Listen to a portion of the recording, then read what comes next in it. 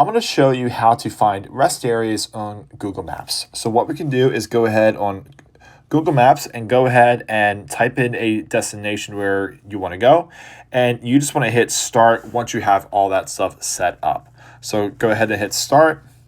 And then what that's Head toward Lanes going to do Avenue. is put you on the route. But what we can do at the very bottom, you see the route starting. We can slowly swipe up. And what that's going to do is give us some options, and you can go ahead and hit search along route.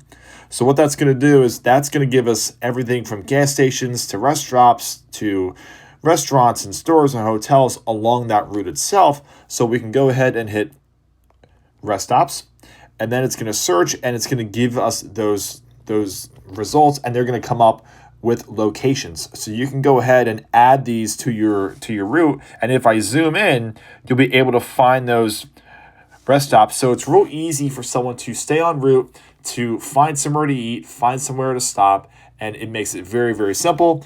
You can go ahead and hit X out of here and just go back to that same option, and then go ahead and hit restaurants for the same thing, but it's very easy to use and it's very easy to navigate while still staying on your route.